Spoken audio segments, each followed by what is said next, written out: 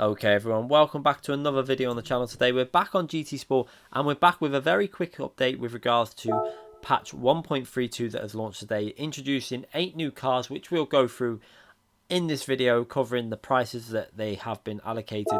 Also in this update is obviously the Route X track, which we talked about yesterday on stream. We're not that in favour. There are a lot of people that will enjoy it, I'm sure, but it's not my kind of track. It's not really a track I'd associate with an FIA based game.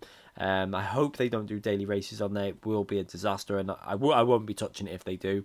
They've obviously added into the game new circuit experiences from the previous tracks that got added in, some skate modes, which again, we're not that interested in stuff like this. This is very, it's the basic stuff that gets added in every single month. A new website for the World Tour event also. So what we're going to do is we're going to have a look at what's been included in the update.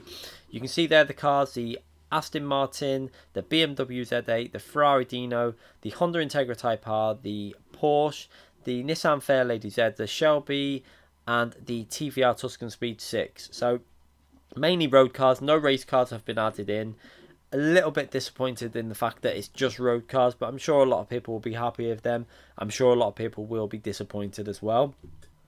Obviously, the track that we've already just spoke about before, which we will do a very quick run through of a lap, although we'll probably skip most of it because it's a fairly boring track in my view. It's not something I would be wanting to race on. We also have some very other interesting stuff added to the game. Obviously, we got the campaign mode that's added stuff into there, but the most important thing from all the update 1.32 for myself is the physics simulation model has been altered.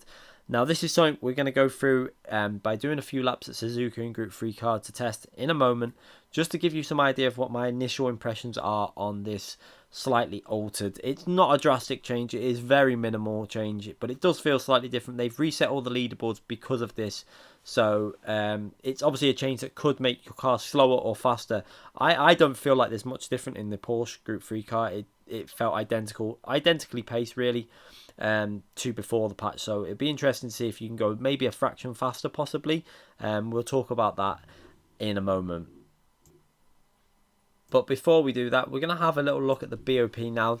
There has been some very, very strange changes within the BOP for a lot of Group 3 cars. It's only Group 3 cars that have been altered in this patch. Now, they have altered some strange choices. The Porsche has not been altered at all. I expected the Porsche to get what they've done to some cars is what I expected them to do to the Porsche. So, for example, the Mustang has had its power increased, but then they've increased the weight of it. Now, this is something that I would have expected them to do with the Porsche because it needs more straight line speed. The Mustang does not need more straight line speed. The Mustang just probably needed a little bit of weight added to it and keep the power as it is. The Porsche, in my view, possibly needed 1% weight and power increase, but then a 2% weight increase. That's what they could have done with the Porsche. Give it more straight line speed, but then give it more weight through the corners. They've increased the power of the BMW M6, but also the M3, the new M3 that got added a while ago, but they've also increased the weight. They've done a lot of changes like this. They've added more weight to the Evo as well, which is a kind of strange one because it's not a particularly overpowered car. They've now made that probably a little bit too weak. The Hyundai, they gave more power, but then increased the weight on it.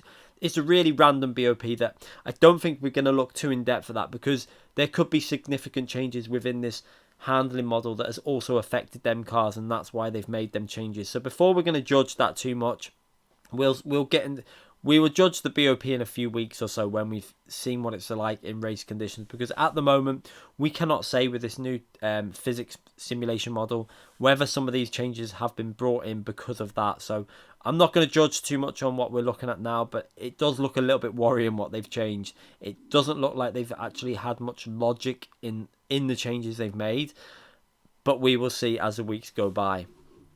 So very quickly from my initial test, we're going to talk about the new simulation model. Now, what you can see on screen now is I did a very quick lap with the medium tyres. It wasn't a very good lap, just to get an idea of whether it'd be possible to match the qualifying time we did in the FIA. And straight away I'd seen it's going to be pretty much identical. It felt like I could match the time I did in qualifying.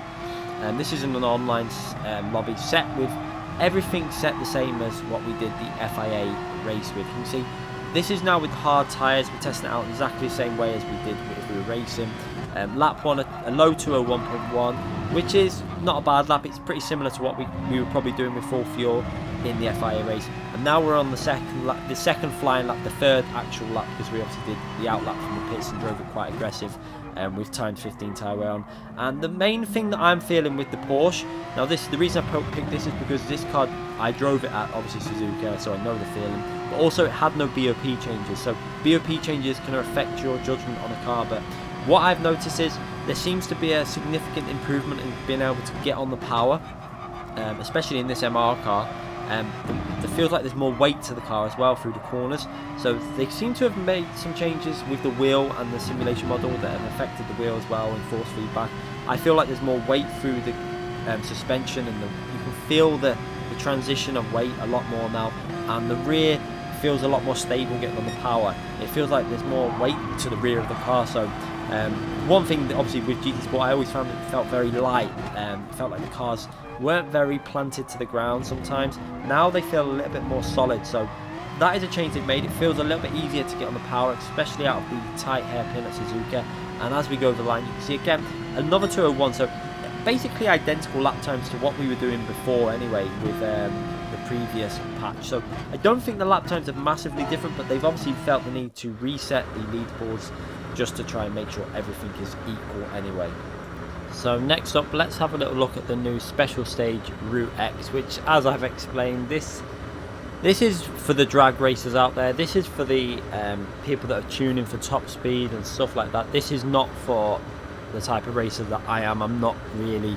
This does not appeal to me one bit. You can see it's a very wide track, and we're driving the Tomahawk here now, travelling at nearly 300 miles per hour, and it's just such a long straight. The lap time is over 3 minutes even in this car.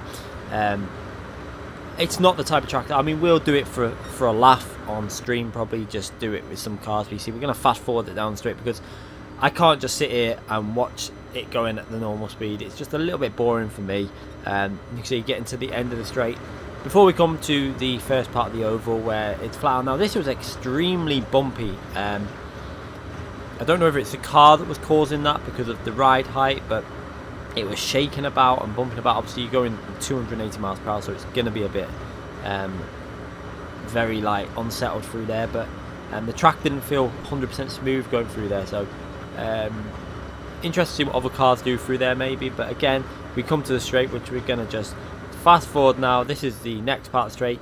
Fast forward this all the way down the straight because again, we're not going to just sit here with it going at normal speed. You can see we've done this at night time to try and see what it visually looks like. There's some nice lighting, some nice views, but it doesn't look like it took them a massive amount of time to really I'm confused really, because I know they wanted to get the drag racing track in there for the people that wanted it. There is a lot of people that wanted this track, but I think there's more priorities that needed sorting out on this game in terms of bugs.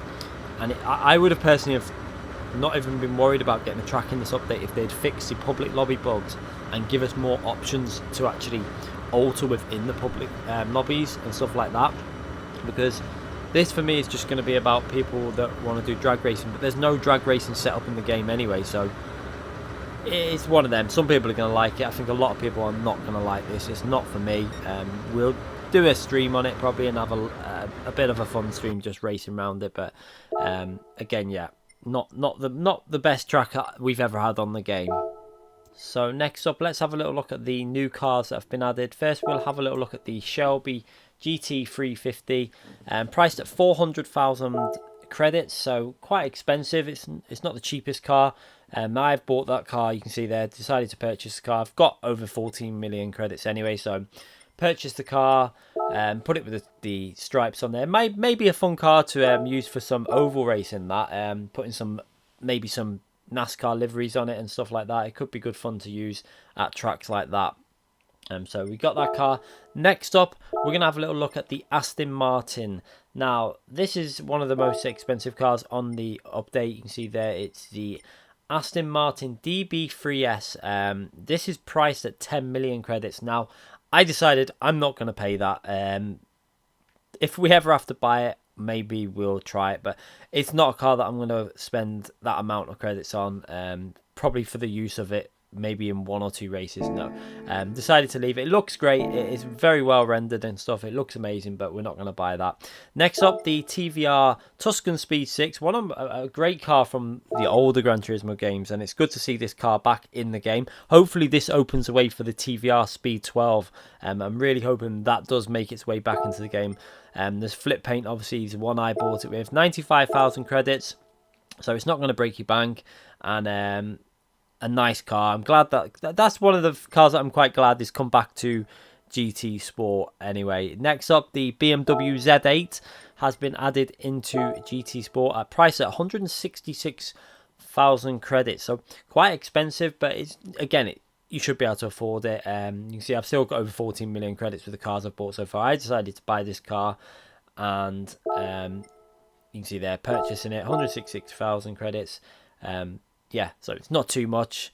An okay car. It's not a car that I'm particularly excited about. I mean, I'm sure we'll get to use it in some form of daily racing at some point.